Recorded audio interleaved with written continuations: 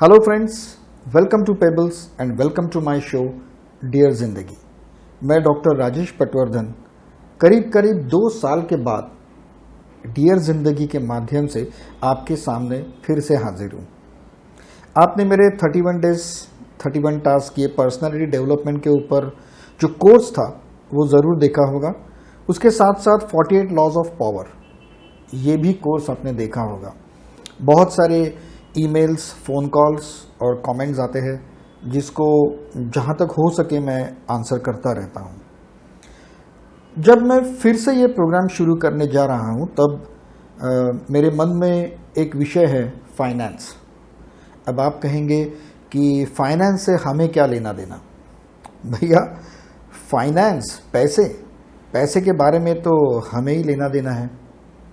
आपने देखा होगा कि कोरोना पीरियड के बाद फिर आप जॉब में हो या बिजनेस में हो, किसी भी क्षेत्र में हो, फाइनेंस के बारे में सब बहुत ही प्रॉब्लम में है। मुझे पता नहीं इस प्रॉब्लम की जड़ कहाँ है, लेकिन अगर आपने फॉरेन कंट्रीज में अगर देखा होगा तो वहाँ पे ऐसी नौबत आ गई है कि लगभग बैंक ने इंटरेस्ट देना बंद कर दिया है और अब आपको अकाउंट मेंटेन करने के लिए पैसे देने पड़ते हैं। इन्वेस्टमेंट के जो अलग अलग टूल्स है, आपके म्यूचुअल फंड्स है, आपके एफडीज है, आपके बैंक अकाउंट्स है, ये सारे जो है वो कम प्रॉफिटेबल होते जा रहे हैं। उनका इंटरेस्ट रेट कम होता जा रहा है और हमारे खर्चे बढ़ते जा रहे हैं। और इसी वजह से हमारे देश के लोग जो है वो अलग अलग इन्वेस्टमेंट स्कीम्स की तरफ बढ़ रहे हैं। फिर वो एमएलएम की स्कीम्स हो या किसी बहुत ही ज़्यादा इंटरेस्ट देने वाली फाइनेंशियल स्कीम्स हो, और यहाँ से हमें प्रॉफिट मिलने की बजाय बहुत सारे लोगों का बहुत बड़ा नुकसान हो रहा है। तो इसके ऊपर मैंने सोचा कि क्यों ना हम एक फाइनेंशियल सीरीज बनाएं जिसके ऊपर हम आम आदमियों के लिए, जैसे आप और मैं, हम मिडिल क्लास लोगों के लिए अच्छी फाइनेंशियल स्कीम्स क्या होती है वो हम समझ लेंगे। हमें स्कैम से कैसे बचना होगा वो हम समझ लेंगे। तो इस फाइनेंस के एपिसोड्स में पहला एपिसोड हम लेंगे क्रिप्टो करेंसी। क्रिप्टो करेंसी को तो मैं आर्थिक क्रांति कहता हूँ, लेकिन मुझे पता है कि आप जब भी आपके फ्रेंड्स के सामने या किसी ग्रुप में जब क्रिप्टो करेंसी कहते हैं तो क्रिप्टो करेंसी के बारे में लोगों की राय कुछ ऐसी होती है कि ये एक स्कैम है, क्रिप्टो करेंसी एक फ्रॉड है। कुछ लोगों को इसके बारे में पता होता है, लेकिन वो लोग कहते हैं कि ये बहुत ही रिस्की है। कुछ नेगेटिव माइंडेड लोग कहते हैं ये तो एक डुबाने वाला धंधा है। फिर कुछ लोग कहते हैं कि ये ज़्यादा दिन नहीं चलेगा। उसके बारे में हमारे जो मीडिया है या फिर कुछ यूट्यूब चैनल्स हैं वो लोग कहते हैं कि ये इंडिया में बैन है, और इंडिया में बैन है, अगर आप क्रिप्टो करेंसी में कुछ भी डील करोगे तो सब जेल जाओगे। आप ये जान के हैरान होगे कि मेरे खुद के सीए ने मुझे बताया था कि अगर मैं क्रिप्टो करेंसी में डील करूंगा तो जेल जाऊंगा। मैं तो बहुत डर गया। मुझे लगा बाप रे, ये तो बहुत बड़ी नौबत आ गई। और फिर मैंने क्या किया, मैंने मेरा सीए ही बदल दिया क्योंकि मुझे पता है कि आजकल लोग बिना कुछ सोचे समझे, बिना किसी भी क्षेत्र की जानकारी लिए कुछ भी बकते रहते हैं, कुछ भी बोलते रहते हैं। लोगों का तो कहना ये भी है कि ये जो क्रिप्टो करेंसी है वो हम जैसे मिडिल क्लास लोगों के लिए तो है ही नहीं। मिडिल क्लास लोग जैसे आप, मैं, हम सारे मिडिल क्लास लोग हैं। लोगों का कहना है कि ये हमारे लिए नहीं है। भैया अगर हमारे लिए ये नहीं है तो फिर हमारे लिए इन्वेस्टमेंट के साधन ही कितने बचे हुए हैं। तो चलिए आज इस क्रिप्टो करेंसी के बारे में हम बहुत कुछ जान लेते हैं। इस पहले एपिसोड में हम क्रिप्टो करेंसी की हिस्ट्री जान लेंगे कि ये क्रिप्टो करेंसी आई कहाँ से, इसका मतलब क्या है, ये आज हम इसे जान लेंगे। और ये जो सारे मीडिया और ये सारे न्यूज़पेपर्स और ये सारे गवर्नमेंट के लोग जो है वो इस क्रिप्टो करेंसी के पीछे क्यों पड़े, मतलब इसे बैन करने के चक्कर में क्यों है, ये भी आज हम जान लेते हैं। और फिर हम जान लेंगे कि क्रिप्टो करेंसी के बारे में आपके मन में क्या क्या सवाल है, उस सारे सवालों के आंसर्स हम जान लेंगे। उसके बाद अगले एपिसोड में हम जानेंगे कि क्या क्रिप्टो करेंसी में हम करियर कर सकते हैं या फिर क्या हम इसे एक रेगुलर इनकम सोर्स की तरह यूज़ कर सकते हैं। इन सारे सवालों के जवाब हम एक एक एपिसोड में लेंगे। लेकिन आज के पहले एपिसोड में हम जान लेंगे कि क्रिप्टो करेंसी की हिस्ट्री ये कहाँ से आई और ये क्यों आई। तो चलिए देखते हैं क्रिप्टो करेंसी। क्रिप्टो करेंसी के बारे में मैं तो यही कहता हूँ कि क्रिप्टो करेंसी ये एक जादू है। जादू जैसी लगती है जब तक ये समझ में ना आए। अगर आप इसे ठीक तरह से जान लोगे तो ये जादू नहीं लगेगी। लेकिन ये जादू क्यों लगती है? क्यों ऐसा लगता है कि ये कुछ मैजिक है या मैजिक जैसा है? क्योंकि आज तक किसी भी इन्वेस्टमेंट फील्ड्स में इतना बड़ा प्रॉफिट लोगों ने नहीं देखा और इसलिए लोग कहते हैं कि ये इन्वेस्टमेंट क्षेत्र में एक जादू की तरह है। लेकिन मैं ऐसे नहीं मानता। मैं मानता हूं कि चतुर लोग जो होते हैं वो इसे सीखते हैं और अपनी ज़िंदगी बदल लेते हैं, जैसे मैंने अपनी ज़िंदगी बदली। कोरोना के टाइम में जब सारे बिजनेसेस बंद हो रहे थे, सारे बिजनेस बंद हुए लिटरली, एट दैट टाइम इसी क्रिप्टो करेंसी ने मुझे और मेरे परिवार को ही नहीं बल्कि मेरे बहुत सारे स्टूडेंट्स को भी कोरोना के संकट से बचाया। जो चतुर लोग होते हैं वो इसे सीखते हैं और अपनी ज़िंदगी बदल लेते हैं और बाकी लोग ज़िंदगी भर हमेशा इससे दूर रहते हैं। सबसे पहले हमें ये जान लेना ज़रूरी है कि क्रिप्टो करेंसी इनिशियली आई ही क्यों, इसकी ज़रूरत ही क्यों पड़ गई। आपको तो पता है कि हर एक देश के पास उनकी अपनी करेंसी है। हमारा रुपया है, अमेरिका का डॉलर है, वैसे हर देश की खुद की करेंसी है। तो क्रिप्टो करेंसी की ज़रूरत क्या है? कुछ लोग कहेंगे कि शायद ट्रेडिंग के लिए, इन्वेस्टमेंट के लिए, लेकिन उसके लिए तो शेयर मार्केट है, उसके लिए फॉरेक्स है, कमोडिटीज़ मार्केट है, तो क्रिप्टो करेंसी क्यों चाहिए? तो इसके लिए पहले हम जान लेते हैं कि हम व्यवहार करते कैसे हैं। प्राचीन काल से आपको पता है कि हम व्यवहार कैसे करते हैं। बहुत पहले लेन देन होती थी, फिर जैसे मैं आपको कुछ चीज़ दूंगा और आप मुझे दूसरी चीज़ दोगे, लेकिन इसमें तो थोड़ी सी प्रॉब्लम थी क्योंकि दोनों वस्तुओं का अगर मूल्य एक समान ना हो तो लेन देन में दिक्कत होने लगी। तो उसके लिए फिर कौड़ियाँ आ गई, फिर रंगीन पत्थर आ गए, उसके बाद सिक्के आ गए, अगर हुंडी या इसका मतलब प्रोमिसरी नोट्स जो होते हैं वो आ गए, फिर अब हमारे कागज के नोट जो है वो आ गए। ओके, तो इस प्रकार जो लेन देन का तरीका है वो दिन ब दिन बदलता गया। ओके, कुछ स्मार्ट लोग ऐसे थे कि उन्होंने समय को करेंसी बना दी, लेकिन ये सारे लेन देन के जो टूल्स है, जो नोट है, सिक्के हैं, प्रॉमिसरी नोट्स है, आपके जो डिपॉजिट्स है, वो सारे के सारे गवर्नमेंट के हाथ में होते हैं। और यहीं से प्रॉब्लम शुरू होती है हम मिडिल क्लास लोगों की। अब आप कहोगे कि ये हमारी प्रॉब्लम कैसी हुई? आपको पता है कि पुराने ज़माने से ये जो एक सेंटेंस है वो हम सबको डुबाते आ रहा है। पैसा सब कुछ नहीं होता। मेरी दादी, मेरे दादा या फिर आपके भी घर में सब लोग यही कहते होंगे प्राचीन काल से, या पीढ़ी दर पीढ़ी कहते रहेंगे, एक इमोशनल स्टेटमेंट कि पैसा सब कुछ नहीं होता। लेकिन भैया एक चीज़ हम हमेशा भूल जाते हैं कि पैसे के बिना पैसे के वो जो सब कुछ है वो हमें नहीं मिल सकता।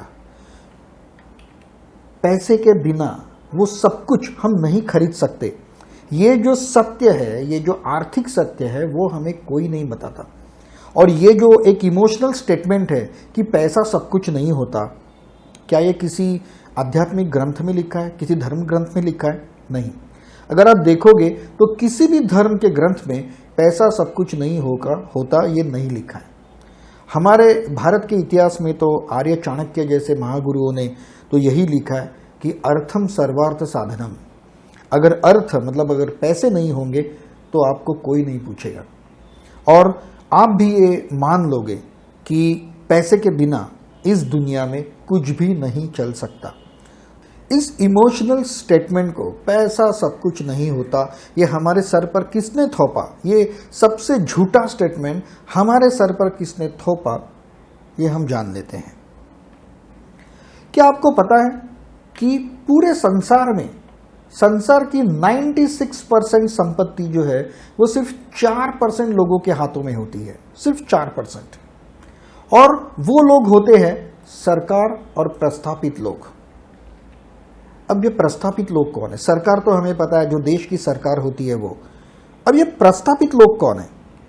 प्रस्थापित लोग मतलब आपकी फॉर्च्यून 500 कंपनीज, कंसोर्टियम्स, जो बड़े बड़े पावर ब्रोकर्स होते हैं, ये वो सब लोग हैं जिनके हाथों में ये सब कुछ होता है और हमारे पैसों पर हमारा कोई नियंत्रण नहीं होता। आप कहोगे कि ये तो पॉसिबल ही नहीं है कि मेरे पैसे मेरे बैंक में रखे हुए हैं, सेविंग अकाउंट में है, या फिर मेरे एफडी निकाली है, रिकरिंग डिपॉजिट्स निकाला है, तो उसके ऊपर कंट्रोल तो मेरा है, मैं जब चाहे उसे निकाल सकता हूं। यही आप गलती करते हो। आपको पता है बैंक्स को कस्टोडियन कहते हैं। बैंक आपको इंटरेस्ट क्यों देती है? बैंक उसी पैसे को कहीं ना कहीं कर्जा देकर इन्वेस्ट करती है और उसके इंटरेस्ट से कुछ हिस्सा आपको देती है। बैंक शेयर मार्केट में ट्रेडिंग करती है, फॉरेक्स मार्केट, कमोडिटीज मार्केट में ट्रेडिंग करती है और उसका जो प्रॉफिट आता है उसमें से थोड़ा सा प्रॉफिट बैंक आपको देती है। लेकिन हाल ही में आपने बहुत सुना होगा कि बैंक, किसी कोऑपरेटिव बैंक होगी या शेड्यूल बैंक होगी, वो डूब गई। किसी पॉलिटिशियंस की बैंक होती है, वो डूब गई और सबका पैसा गया। तो अब मुझे बताइए कि फिर आपका कंट्रोल कहाँ गया? आपको ये जान लेना चाहिए कि बैंक जब किसी को लोन देती है, कर्जा देती है, तब वो आपको पूछकर नहीं देती। बैंक खुद की मर्जी से ये सब लोन्स देती है और जब वो लोन्स इल्लीगल तरीके से गलत लोन दिए जाते हैं और वो लोन जब डूब जाते हैं तो पैसा आपका जाता है। और इसीलिए मैं कहता हूं कि आपके पैसे पर आपका कोई नियंत्रण नहीं होता। दूसरी एक चीज बनाई गई है कि जिस चीजों से संपत्ति बन सकती है, मतलब ऐसे टूल जैसे कि शेयर मार्केट्स है, आपके फॉरेक्स है, आपके सारे कमोडिटीज मार्केट है, या ऐसे जो कुछ भी जहां से संपत्ति बनती है, जहां से पैसा बनता है, ये सारी चीजें बहुत ही डिफिकल्ट, कठिन और सामान्य व्यक्ति के पहुंच के बाहर रखी जाती है।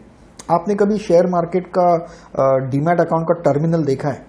बहुत सारे लोग तो ऐसे होते हैं कि उस तरफ जाते ही नहीं है। आप और हमारे जैसे मिडिल क्लास लोग बहुत कम शेयर मार्केट की तरफ जाते हैं। लेकिन इसका कारण ये है कि वो बहुत डिफिकल्ट है, वो यूज करने में, पैसा कमाने में डिफिकल्ट है और ये सब जानबूझ के किया जाता है। ये सारी व्यवस्था जो है वो इस प्रकार बनाई गई है कि इजीली, सहज तरीके से कोई भी साधारण व्यक्ति, आप जैसा, मेरे जैसा मिडिल क्लास व्यक्ति, कोई भी साधारण व्यक्ति अपने मिडिल क्लास स्टेटस से कभी बाहर ना आ पाए, कभी बाहर नहीं आना चाहिए। आप कहोगे कि ये अब मैं बहुत ज़्यादा बोल रहा हूँ, लेकिन फैक्ट और सच यही है। यही सब किया जाता है गवर्नमेंट और कंसोर्टियम की तरफ से कि एक मिडिल क्लास आदमी अपने मिडिल क्लास स्टेटस से कहीं कभी भी बाहर ना आने पाए। आप देखिए, आप जब अच्छा जॉब करते हैं, बिजनेस करते हैं, तब आप एक सर्टेन लेवल तक आप पहुंचते हैं, फाइनेंशियली एक सर्टेन लेवल पे पहुंचते हैं। उसके बाद वो स्टेज जो है, वो अमीर लोगों के स्टेज पे जाने के लिए बहुत ही दिक्कत आती है, बहुत कठिनाई आती है, बहुत कम लोग वो रेखा पार कर पाते हैं। ऐसा क्यों होता है?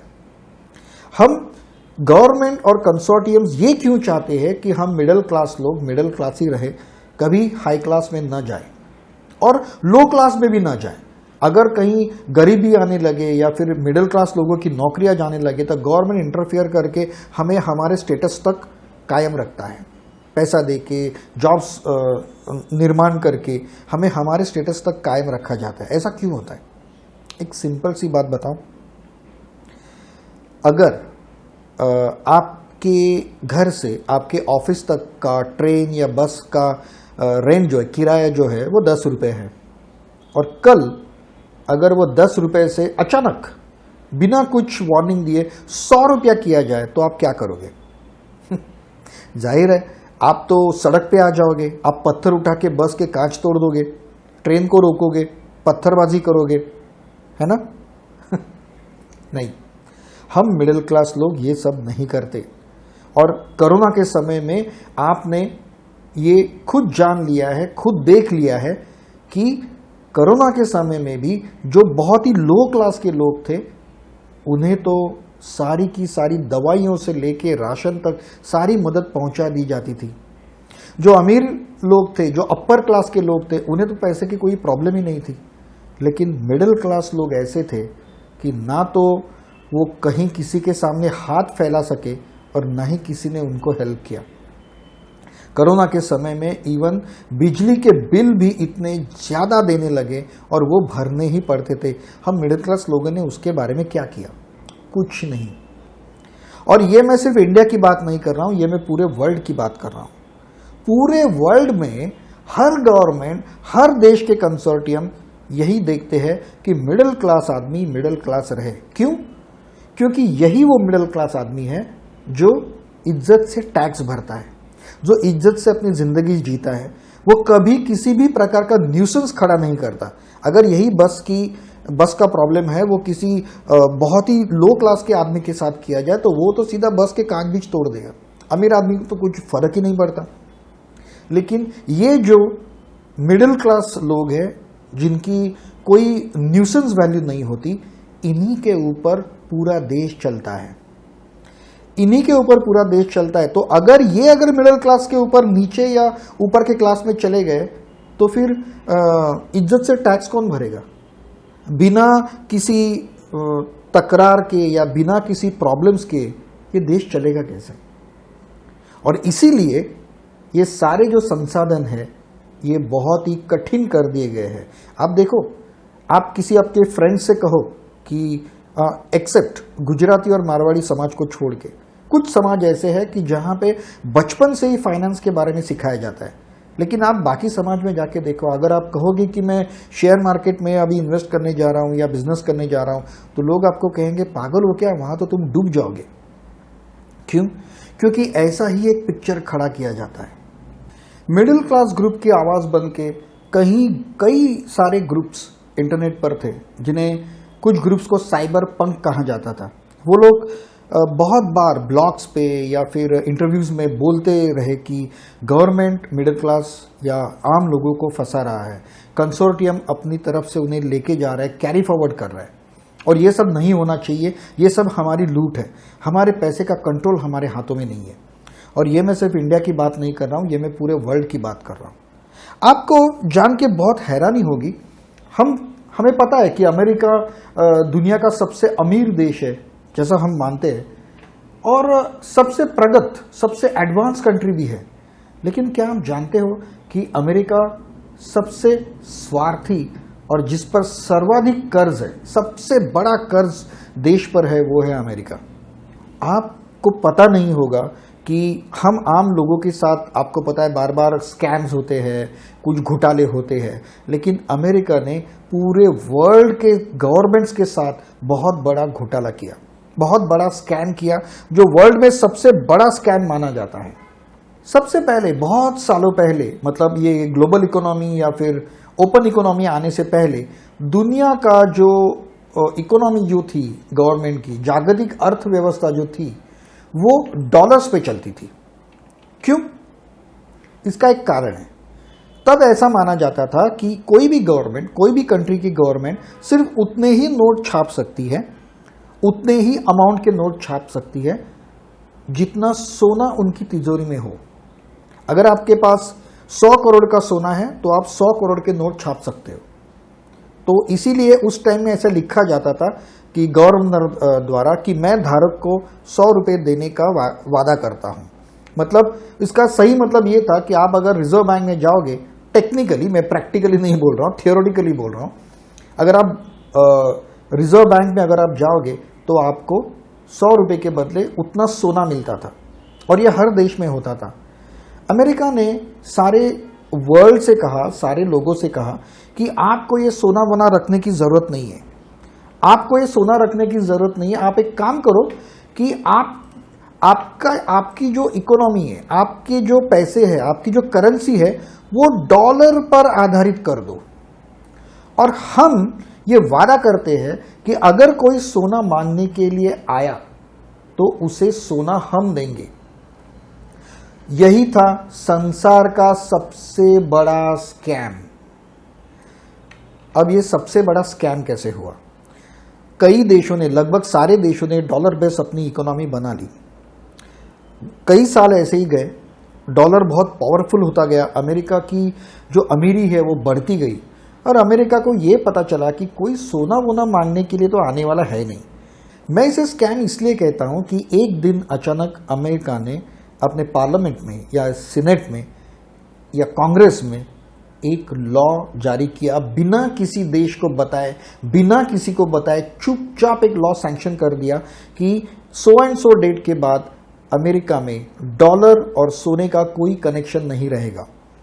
अमेरिका ने तो सबको बताया था कि आप अगर आप डॉलर लेके आओगे, आपकी करेंसी लेके आओगे तो हम सोना देंगे, लेकिन अब अगर आप लेके जाओगे तो अमेरिका उनका लॉ दिखा देगा कि भैया डॉलर्स और अमेरिका का सोना का कुछ संबंध ही नहीं है, तो हम आपको सोना क्यों दें।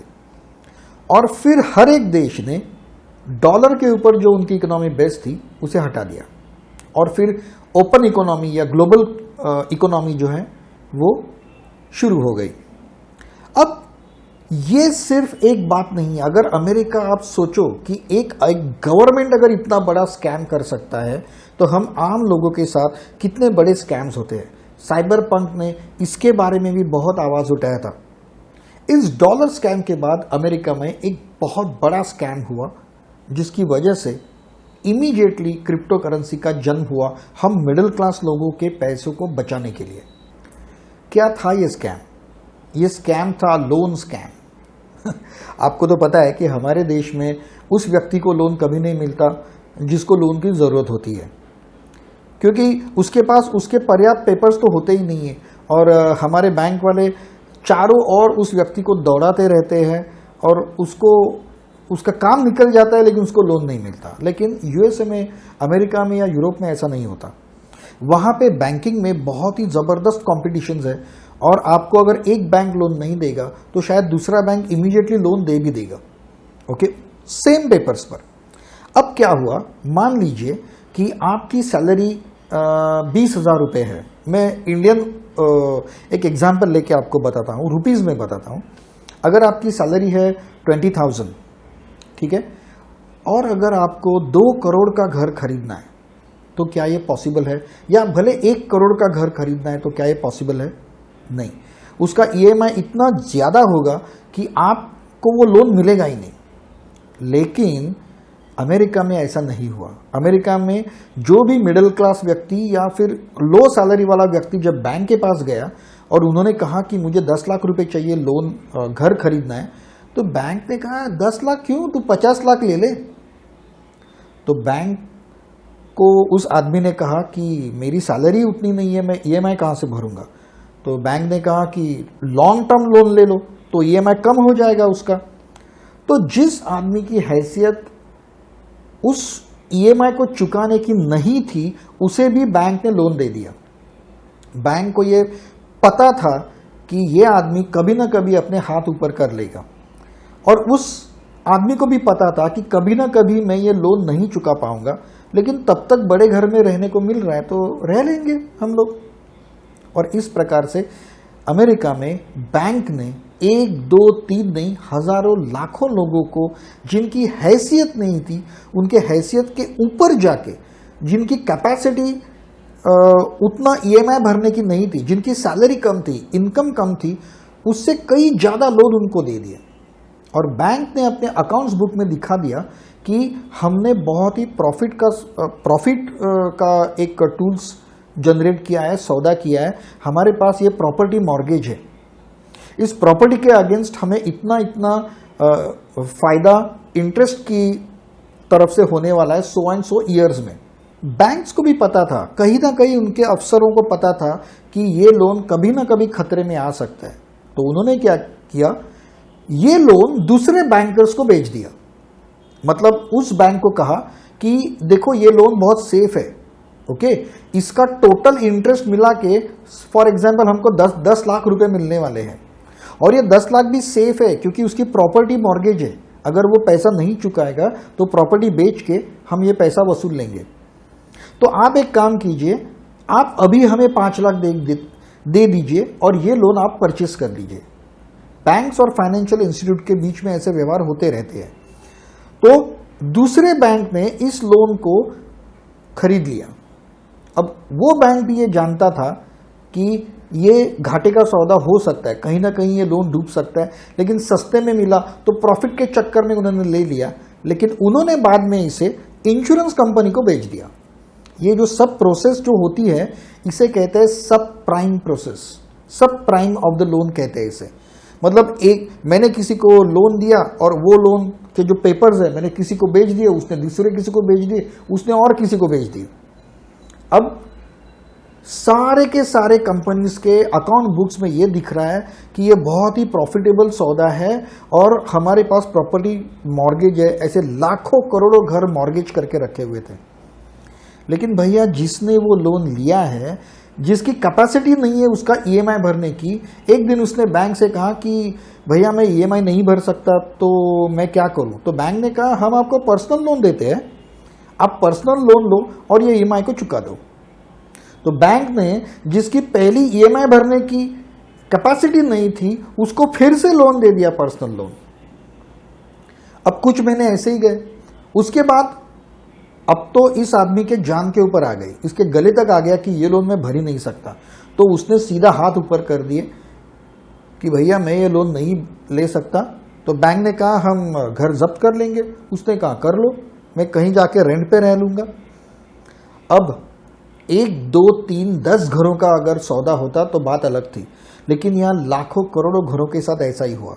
और इसका सबका नतीजा जो है वो 15 सितंबर 2008 लेमैन ब्रदर्स, अमेरिका की चौथे नंबर की बैंक ने दिवाला जाहिर कर दिया।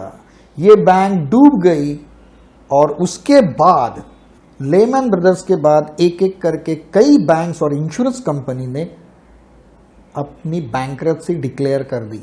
दिवाला पीट गया उन सबका।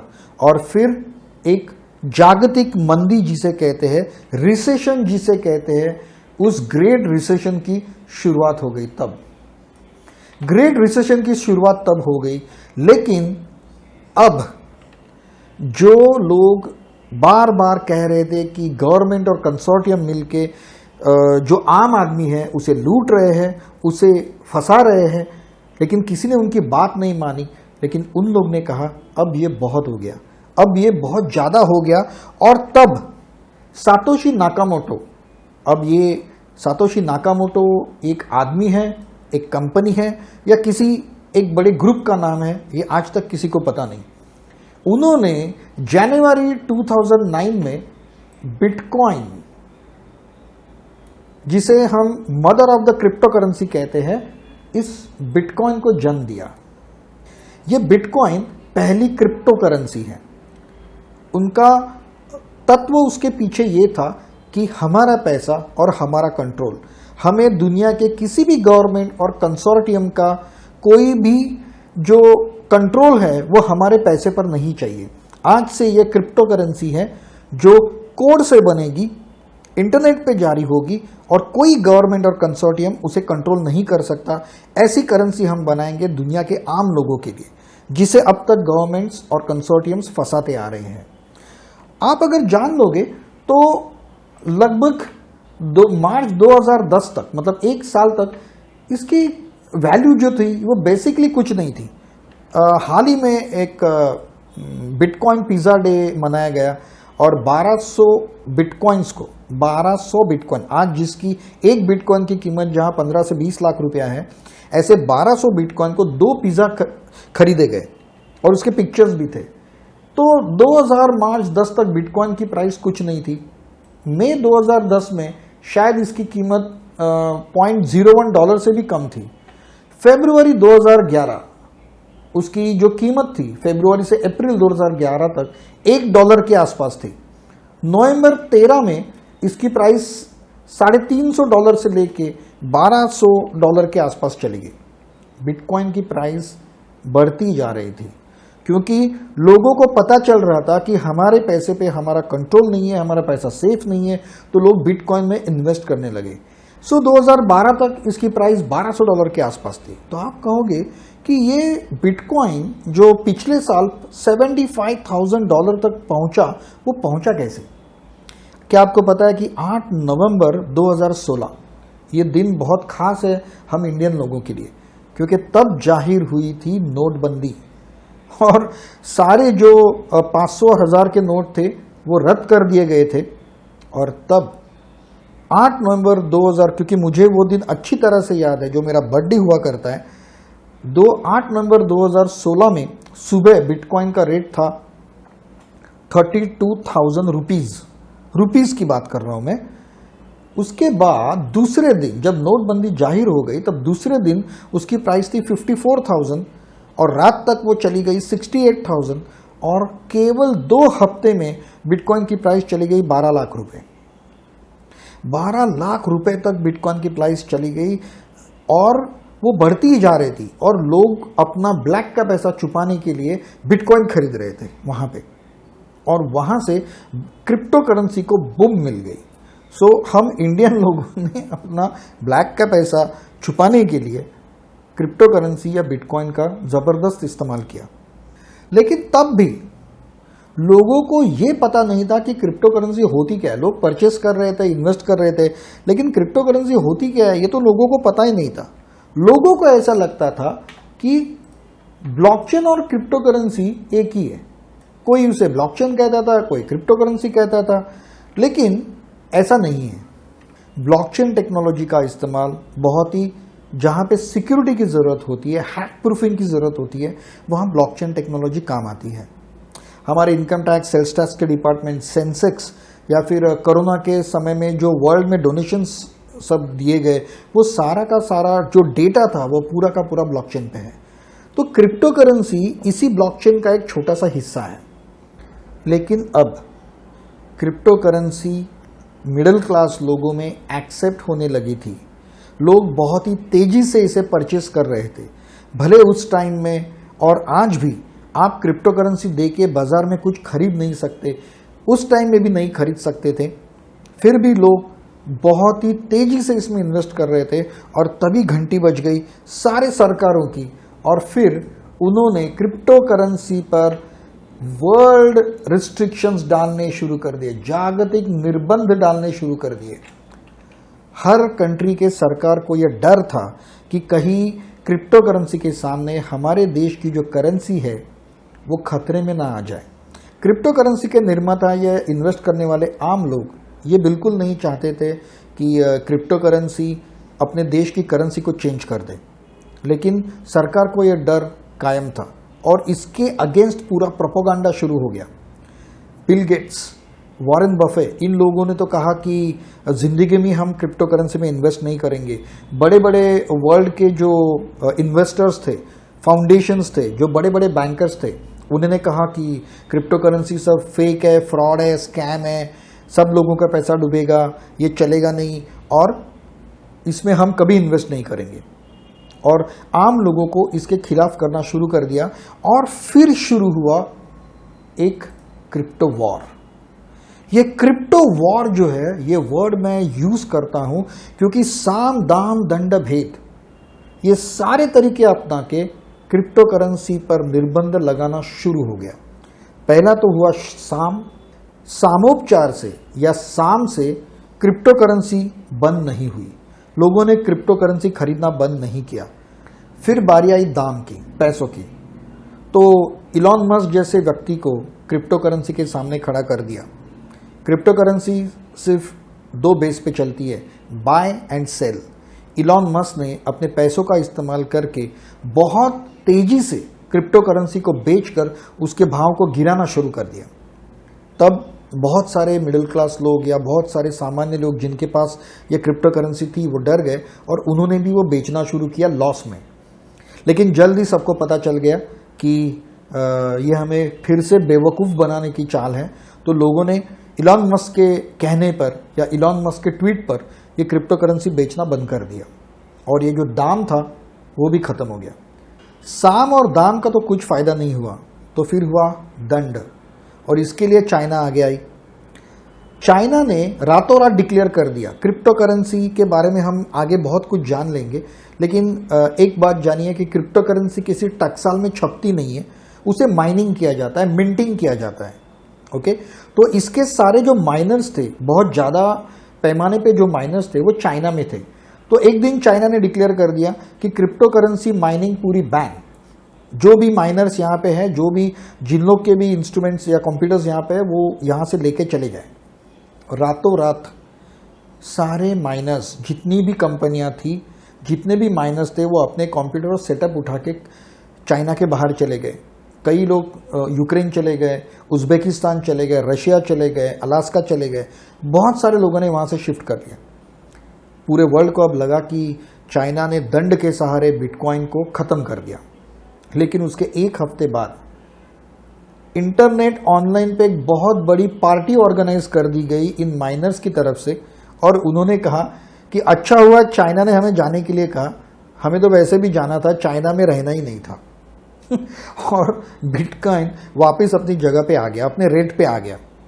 अब साम दाम दंड सब कुछ खत्म हो गया, कोई इलाज नहीं बचा। अब भेद करना शुरू कर दिया। इसका मतलब सामान्य लोग, जो आप हमारे जैसे लोग थे, उनको डराना धमकाना शुरू कर दिया गवर्नमेंट्स ने कि अगर आप क्रिप्टो करेंसी में डील करोगे तो आपको जेल होगी, आपको हेवी टैक्स लगाने पड़ेंगे। लेकिन ये जो क्रिप्टो करेंसी थी वो इंटरनेट के ऊपर थी, इंटरनेशनल वॉलेट्स में थी, जहां कोई भी सरकार आसानी से पहुंच ही नहीं सकती थी। तो ये जो भेद था वो भी फेल हो गया। आपको ये जानकर हैरानी होगी कि ये लड़ाई कितनी विषम थी। ये लड़ाई थी सामान्य लोग और अगेंस्ट गवर्नमेंट और कंसोर्टियम। मानो आपके हाथ में गलेल है जिसे हम पत्थर मारते, और सामने वालों के हाथ में AK-47 है। कहीं दोनों के बीच में कोई संबंध ही नहीं था। लेकिन फिर भी इन सामान्य लोगों ने, इन मिडिल क्लास छोटे छोटे लोगों ने गवर्नमेंट और कंसोर्टियम को बुरी तरह से हराया, और क्रिप्टो करेंसी का ये बाल भी बाका नहीं कर पाए। और फिर शुरू हो गई ये जो बड़े बड़े कंसोर्टियम्स थे, फाइनेंशियल इंस्टीट्यूशंस थे, उनकी भगदौड़ मच गई क्रिप्टो करेंसी खरीदने के लिए। अब जो लोग कह रहे थे कि ये डेंजरस है, इसे हम कभी नहीं खरीदेंगे, आज वो पूरे लाइन में लगे हुए हैं क्रिप्टो करेंसी खरीदने के लिए। अब यहां भी अमेरिका का जो स्वार्थी स्वभाव है वो फिर से उभर आया, और अमेरिका ने फिर एक बार चालाकी की। USDT ये टीथर करके क्रिप्टो करेंसी है, USDT करके क्रिप्टो करेंसी है जो डॉलर के समान चलती है। तो एक दिन अमेरिका ने सबसे कहा, सारे गवर्नमेंट्स को अमेरिका ये बताती रही कि आपके देश की करेंसी को क्रिप्टो करेंसी से बहुत बड़ा धोखा है, बहुत बड़ा डर है, तो आप सबको बैन कर दीजिए। और जब सब देशों ने बैन कर दिया, इवन इंडिया ने भी जब बैन कर दिया और रिस्ट्रिक्शंस लगाए, तब एक दिन अमेरिका ने ये डिक्लेयर कर दिया कि आज से ये जो USDT नाम की क्रिप्टो करेंसी है वो हम डॉलर से टाई अप करते हैं। आपको याद है, पहले उन्होंने कहा था कि आप सेफ रखिए आपका सोना, हम डॉलर को सोने से टाई अप कर देंगे। आज उन्होंने कहा कि हम डॉलर को क्रिप्टो करेंसी USDT से टाई अप कर देंगे 1:1 में। और इस प्रकार अमेरिका ने फिर एक बार सारे देशों को धोखा दे दिया और खुद क्रिप्टो करेंसी में आ गए, और US डॉलर को उन्होंने मैच कर दिया। अमेरिका के इस चालाकी के बाद इसका परिणाम ये हुआ कि जो फाउंडेशंस, इकोनॉमिक बड़ी बड़ी संस्थाएं, बड़े बड़े बैंक्स, इंश्योरेंस कंपनियां और कई देश जो आज तक क्रिप्टो करेंसी को गाली दे रहे थे, जिसके बैन करने की बातें कर रहे थे, कि जो भी प्राइवेट कंपनीज बोल रहे थे कि हम कभी नहीं खरीदेंगे, आज करोड़ों, सैकड़ों करोड़ के क्रिप्टो करेंसी में वो लोग इन्वेस्ट कर रहे हैं, ट्रेडिंग कर रहे हैं, सब कुछ कर रहे हैं। इन प्राइवेट ऑर्गेनाइजेशंस के बाद रेस में आ गए देश, कंट्रीज, और उसमें से सबसे पहली कंट्री थी दुबई। दुबई ने डिक्लेयर कर दिया कि क्रिप्टो करेंसी पर नो टैक्स। लगोलग उसके पीछे पीछे स्विट्जरलैंड आ गया, नो टैक्स। स्विट्जरलैंड ने तो ज़ुरिक के आसपास कहीं तो क्रिप्टो सिटी करके एक सिटी की स्थापना कर दी और उसके बाद Singapore, Malaysia, Thailand, Australia, Germany, एक के बाद एक देश क्रिप्टो करेंसी को एक्सेप्ट करते गए। वेनेजुएला था, पनामा था, इन जैसे कुछ छोटे छोटे देशों ने तो क्रिप्टो करेंसी को उनके फियाट करेंसी के बराबर दर्जा दे दिया। और अब जहां सारे देश, सारी बैंक्स ये कह रही थी कि क्रिप्टो करेंसी को बैन करो, वो अब ये कह रहे हैं कि क्रिप्टो करेंसी पर रिस्ट्रिक्शन लाके उसे रेगुलराइज करना चाहिए। मतलब कुछ लॉ ऐसे लाएंगे और उसको रेगुलराइज करेंगे। हमारे देश में भी हाल ही में हमारे प्रधानमंत्री मोदी जी ने ये डिक्लेयर किया है कि कुछ रिस्ट्रिक्शन लगा के उसके ऊपर प्रॉपर टैक्सेशन करके हम क्रिप्टो करेंसी को इंडिया में रेगुलेट कर देंगे। और इस प्रकार क्रिप्टो करेंसी हमारे लाइफ में आ गई है। क्या आपको पता है कि जब भारत में या वर्ल्ड में पहला एरोप्लेन बना था, पहली ट्रेन बनी थी, तब कोई भी उसमें बैठने के लिए रेडी नहीं था।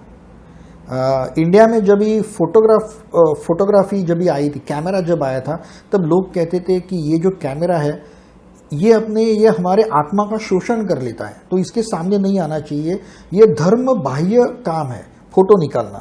लेकिन आज देखिए आप, मार्केट में जब डेबिट कार्ड आ गए थे तब हम लोग डरते थे उसका यूज़ करने के लिए। मार्केट में जब क्रेडिट कार्ड आया तब भी हम डरते थे, लेकिन बाद में हम बहुत ही आसानी से इसे यूज़ करने लगे। जब मोबाइल पेमेंट की बात आई, यूपीआई सिस्टम की बात आई, तब शुरू में सब लोग डरते थे मोबाइल से ऑनलाइन पेमेंट करने के लिए।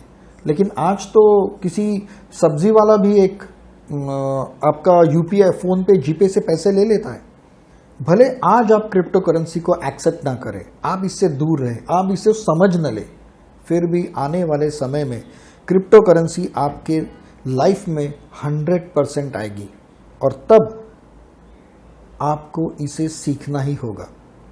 तो इसलिए हम हमारे अगले एपिसोड्स में जान लेंगे कि क्रिप्टो करेंसी के फायदे क्या हैं और फिर नुकसान क्या है। उसके बाद हम ये भी जान लेंगे कि क्या क्रिप्टो करेंसी हम एक करियर का माध्यम बना सकते हैं, क्या इसमें हम करियर कर सकते हैं। और फिर उसके बाद आपके मन में जो भी क्रिप्टो करेंसी के प्रश्न हैं, वो सारे प्रश्नों का उत्तर हम ढूंढेंगे और आखिर में क्रिप्टो करेंसी से कितने पैसे हम कमा सकते हैं, उसका एक उदाहरण हम देखेंगे। सो फ्रेंड्स, देखते रहिए डियर जिंदगी के अगले एपिसोड्स, जिसमें हम क्रिप्टो करेंसी के बारे में और जानकारी देंगे और कई दूसरे इन्वेस्टमेंट स्कीम्स के बारे में भी जानकारी देंगे, और जो स्कैम्स हो रहे हैं उससे हम कैसे बचें, इसके बारे में भी हम ज़रूर जानकारी लेंगे। अगर आपने इस चैनल को अभी तक सब्सक्राइब नहीं किया है या फिर इस वीडियो को लाइक नहीं किया तो ज़रूर कीजिए। और अब हम मिलेंगे मेरे अगले एपिसोड में। तब तक thank you very much, have a nice time.